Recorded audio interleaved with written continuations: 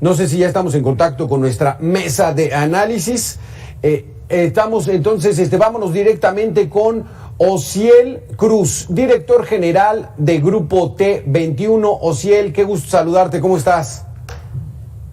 Muy bien, Alberto, muy buenas tardes. Saludos a ti y al público que nos acompaña.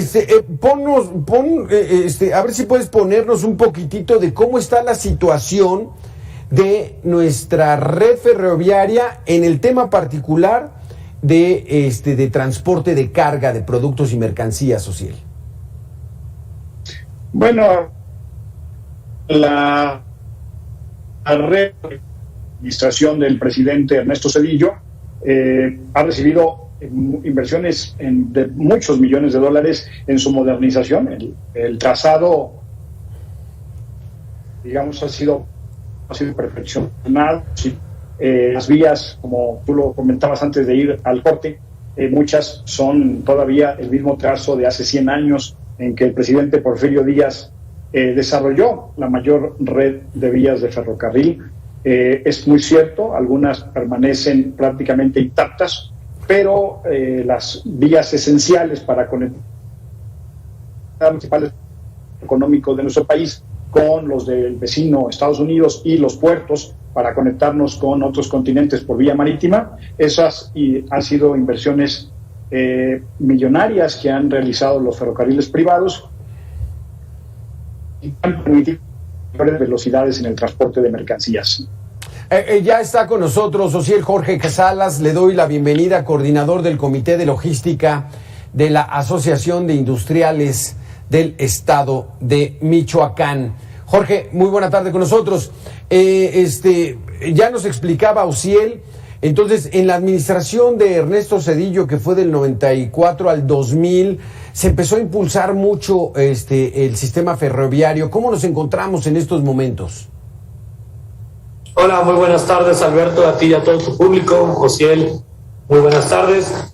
Bueno, actualmente las redes ferroviarias en este país representan una gran inversión y sobre todo un gran auge para el movimiento de las mercancías a nivel nacional e internacional, dando salida pues a más del 50% de la carga por los puertos más importantes de este país, como Manzanillo, el puerto de Lázaro Cárdenas, Veracruz y Altamira.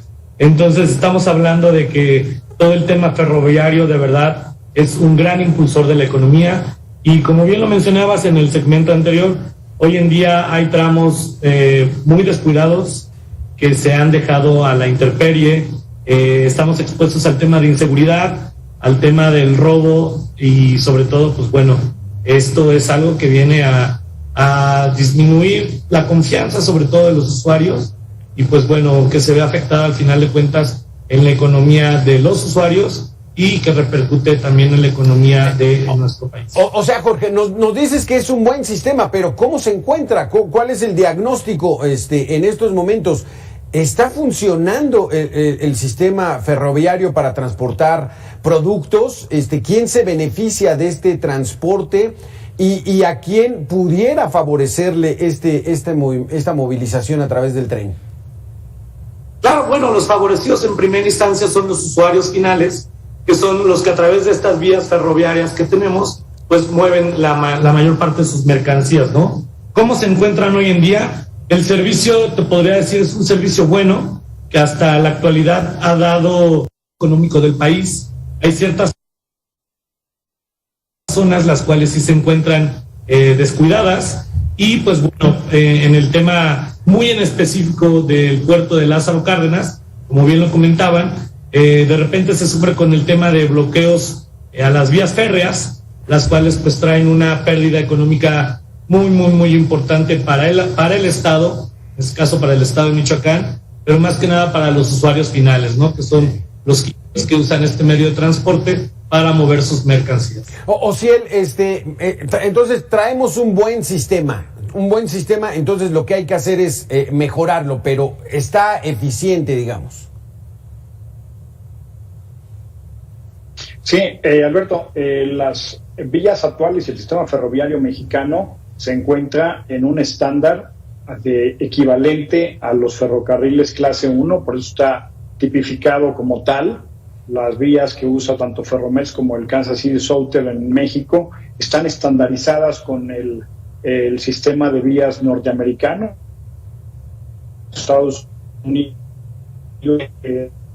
sistemas ferroviarios de los más modernos en el mundo que permiten el ferrocarril doble estiva. Esto es un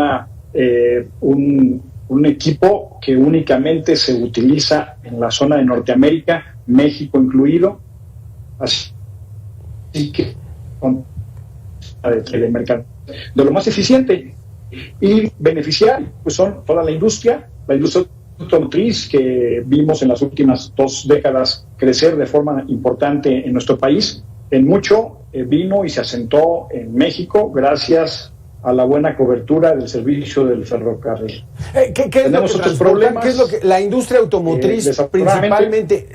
automotriz principalmente qué transporta, Ociel? Tanto vehículos terminados como autopartes que importa desde Europa o de Asia vía los puertos y los trae en transporte intermodal, primero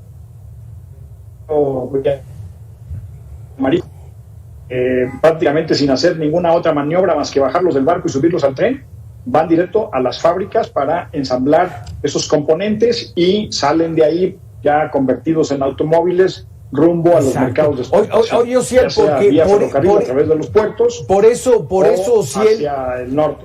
Por eso, Ociel, ya se ven menos de estos vehículos que transportan, ¿verdad? Los autos recién manufacturados. Ya en las carreteras se ven menos porque están aprovechando entonces las vías del tren.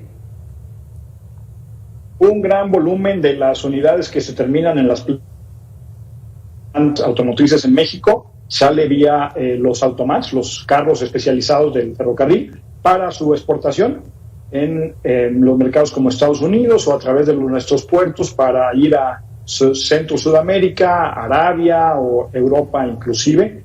Y eso pues ha quitado mucho tráfico y ha sacado mucho tráfico de las carreteras, desde luego.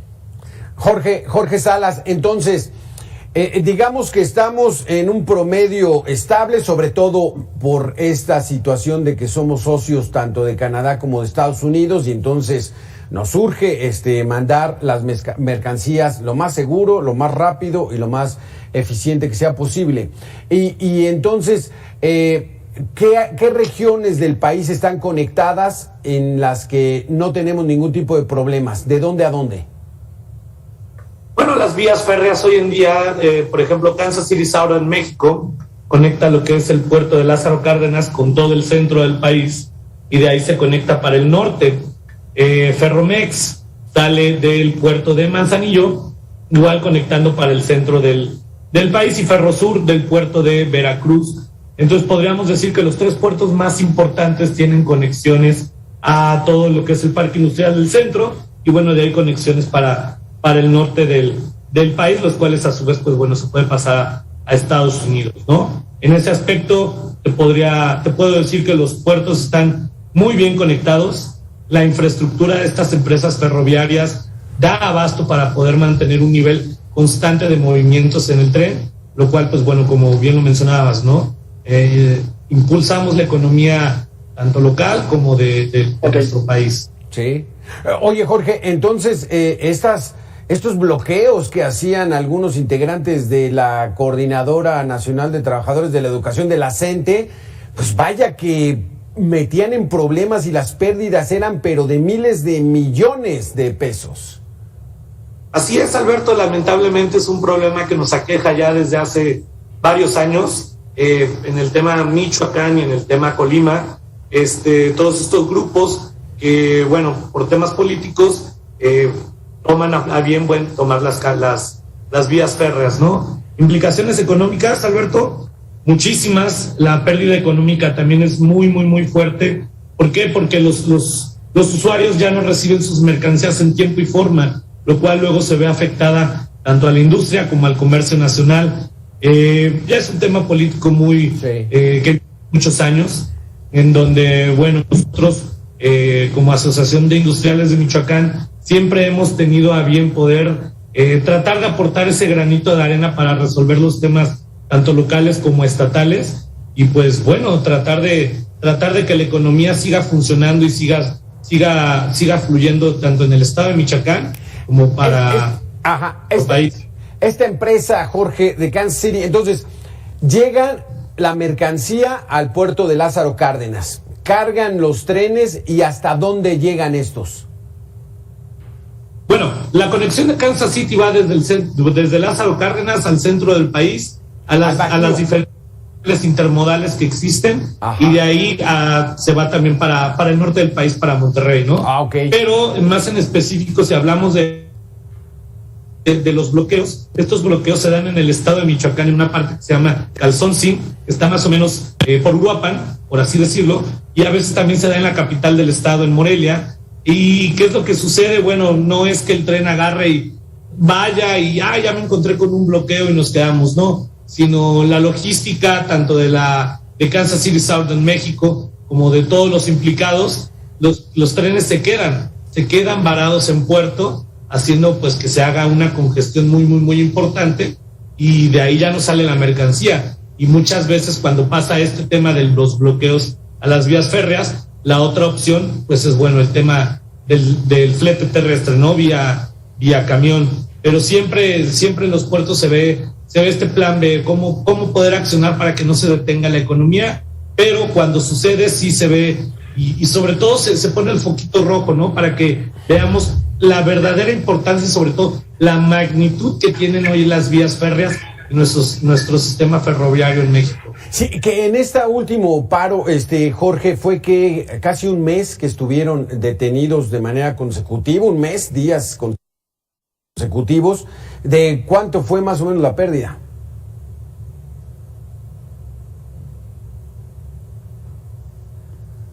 Sí, hubo un problemita ahí con Jorge. Osiel, platícanos, ¿cuál es el beneficio de un tren? ¿Cuántos estas estaciones, o cómo se llaman esos camiones? No son camiones, son un tren trae vagones. ¿Cuántos vagones puede traer un tren y cómo beneficia el traslado de mercancías, que en lugar de que se hagan por tráileres, se hagan por el tren, Osiel? Pues la verdad es que son múltiples los beneficios, desde liberar del congestionamiento a las carreteras y autopistas de nuestro país. Con esto pues también mejora el estado físico de nuestras autopistas, al sacar tránsito pesado de ellas. El ferrocarril puede transportar al mismo tiempo, en un solo convoy, más o menos 200 a 250 tractocamiones sencillos, ¿sí? O 100, 120 de estos camiones articulados dobles, los que conocemos como pool comúnmente, y todo eso pues son menos emisiones contaminantes, pero además mueve mayor número de toneladas a un menor costo unitario, ¿sí? Que esto es algo muy importante porque al final del día todos como consumidores terminamos pagando los costos inherentes al transporte de mercancías y satisfactores, ya sea por ferrocarril o por autotransporte. Y el ferrocarril tiene esa bondad que es mucho más económico que el autotransporte terrestre. Otra de las ventajas podría ser, Osiel, que hay menos accidentes, ¿no?, con el tren, o me equivoco. No, estás totalmente en lo correcto, Alberto. Al circular un menor número de unidades motrices por nuestras carreteras, también se reduce el número de accidentes que produce el cansancio de los operadores. Muchas veces esas mercancías tienen una urgencia por llegar y se nos hace fácil, ¿no?, que el operador pues conduzca más horas de las debidamente correctas o adecuadas. Y uno de los grandes problemas que tenemos en México también es que hay escasez de operadores del transporte pesado, y pues el ferrocarril es una gran alternativa porque solo requiere de 2 personas para mover el equivalente de 200 camiones y no 200 operadores para mover el mismo volumen de carga, por ejemplo. Hijo, ese es muy buen dato, fíjate, 2 personas, 3, 4, reemplazan a 200 que van ahí en las carreteras. Jorge, ¿qué nos faltaría, Jorge, entonces, para que todavía vaya mejorando el sistema ferroviario en México? Claro, sumando al comentario que comenta Osiel, una gran ventaja también del ferrocarril es que se pueden mover cargas muy pesadas, contenedores que luego traen alrededor de 25, 28, 30 toneladas, diversos materiales que moverlos por carretera a través del camión puede ser muy peligroso, ¿no? Entonces, el tema del ferrocarril viene a disminuir esos riesgos, ¿no? El tema de accidentes, una disminución muy, muy, muy importante. El tema de tráfico, entonces, también el tema del desgaste de la carretera, ¿no? Entonces, sí es un medio de transporte muy, muy, muy importante para el país. Pero ¿qué nos falta, Jorge? ¿Qué nos falta? ¿Qué nos falta en estos momentos para mejorarlo? ¿Hay presupuesto suficiente? ¿El Congreso de la Unión ha dado buen presupuesto para modernizar nuestro sistema ferroviario?